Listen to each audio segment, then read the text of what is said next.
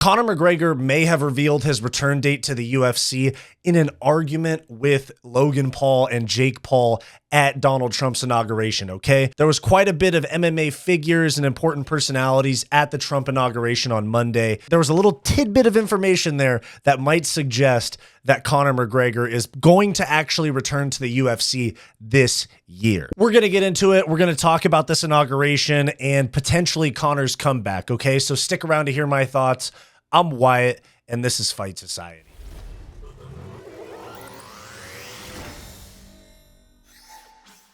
Before we get into the video, guys, please make sure to like, subscribe, drop a comment down below, all that good YouTube stuff. It really helps me out a lot. And if you want access to bonus content and you want to support the channel even further, become a channel member through the link below this video or the join button on our channel homepage. There's some extra content, members only live streams and stuff like that. It's a lot of fun. So thank you very much. Back to the video. So as many of us know, Donald Trump was inaugurated to become the 47th U.S. president on Monday. The Paul brothers were there, Rogan was there, Theo Von was there, and surprisingly enough, Conor McGregor was there. And he did end up having some confrontation with the Paul brothers. We're going to get into that. We're going to talk about some of the other things to do with Conor, but this is mainly in regards to Conor's comeback. So we're going to play the confrontation right here, and then we'll come back and talk about specifically where Conor may have given away his return date. This fucking crack cocaine. Conor McGregor would love it. Yeah, bro, that's hitting. Daddy's gonna go party with the Republicans. She said no fights. Yeah, we'll see about that.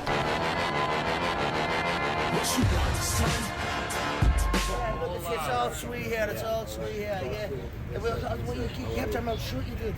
I thought we were going to get the fight down, you get very quiet. What did you think the best course of action was for that? You were giving all this stain of this, stain of that, you're in control with the WWE as well, but I don't be giving all this mega snip. I didn't hear the last 5 seconds. That was in the air for us, brother. Yes, bring it home for me. It's 8 a.m. How? Bro, that's one thing that's funny as fuck is this dude Conor woke up ready to hate, bro. Like literally always on go. 8 a.m. The Paul brothers weren't ready, but the Mac was. You can tell he's got a zit. He put a zit in his brain. Theo with the nicest way possible to call somebody a cokehead. This is the real deal, yeah? In front of you, you know that. That's what I appreciate is this dude Conor standing on business where he just, this is the real deal right here in front of you. Know that, bro. So we'll look here, we'll do it. He wouldn't do what? 190, 195 or something? I'd do 190. He was sick. He was sick over it, yeah. He was sick. I'm sick. You're sick. Listen, here's the deal. I'm going to slap the head off the two U's and KSI. All U's are mixers to me. You understand that? Side jobs. A little side job. No, yeah? you can't even do your main job. How you gonna do a side job? Okay. Logan got him on that one because this dude Conor has been gone for a while. Simmer down, boys. Bro, it's crazy being on a bus with you, bro. If there's a dolly, bro, we'd be going through a window. So this is where Conor potentially gives away his return date because he says something about November in regards to returning to his main job. You can't even do your main job. How you gonna do a side job? Right here, right here. He says November. Simmer down, boys. Does this mean we're not getting Conor? I mean, at this point, I might as well just assume that we're never seeing him again. But does this mean we're not seeing him for 10 or 11 more months? Like he's going to be 37 at that point. Anyways, here's another funny moment from Conor where Theo Von's telling him to keep his hands off of the Paul brothers' mom. Hands off Pam. Yo, that's crazy. And their mom looking ready to risk it all for the Mac, bro. That's my mom. All right, we got an interesting bus ride to the inauguration here. couple best friends.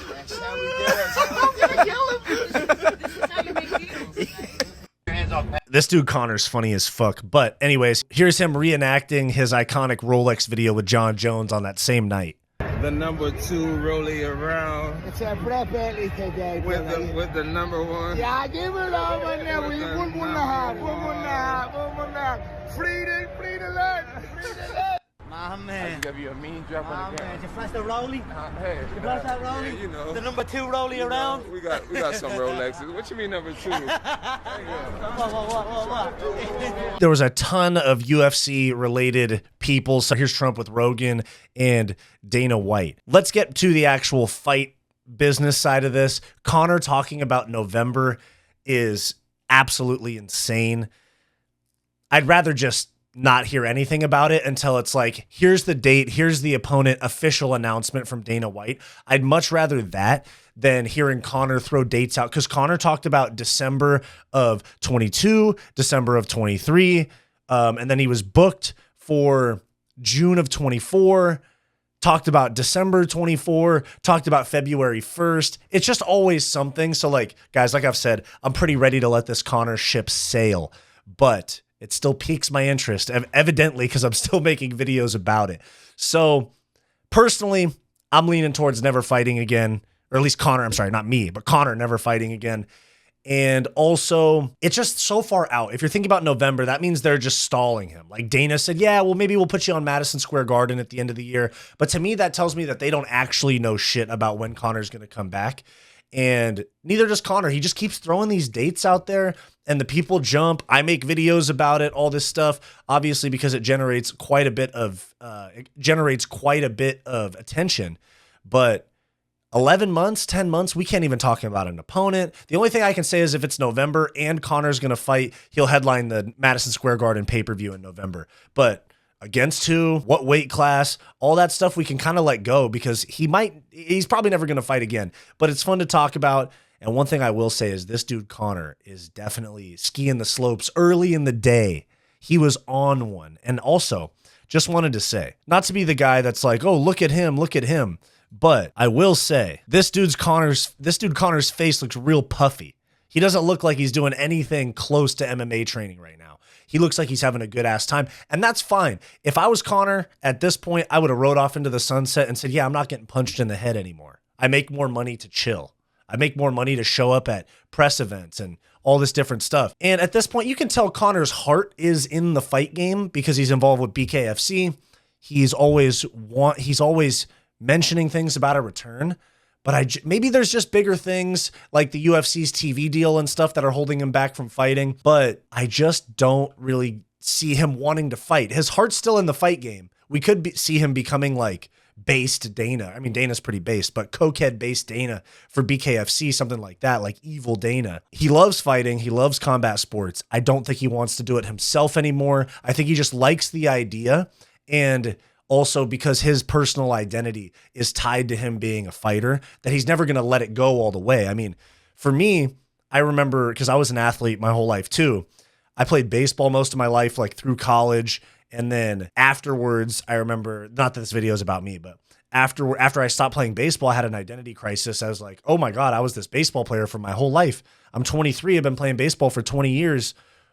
What am I now? And then I became a fighter, and then I stopped fighting. And then eventually you realize that your identity is just you. And then you're just a guy and you do things. For example, Conor's just a guy with a lot of money that likes cocaine and wants to fight. But I think that he still ties himself to that because he's a rich guy. He just be chilling and shit now. So like, I think part of it is he still wants to mentally tie himself to the idea of being a fighter because he romanticizes it so much, and it's where he made his money from. But I don't think he's going to fight again. I mean, look at his face, guys. He's talking about 195, 190. I don't see it. I really hope it happens, but I don't see him fighting again. Guys, let me know your thoughts down below. Do we see McGregor in the octagon in 2025? Let me know your thoughts down below. Thanks for watching this video. Please make sure to like, subscribe, all that YouTube stuff. It really helps me out a lot. If you want access to bonus content, become a channel member today by clicking the join button on our channel homepage or the link down below this video. If you're interested in some non-MMA content from me, go check out my podcast, What's Up Bro, with Wyatt and Bo, in the link down below. Go watch this suggested video, and I'll see you next time.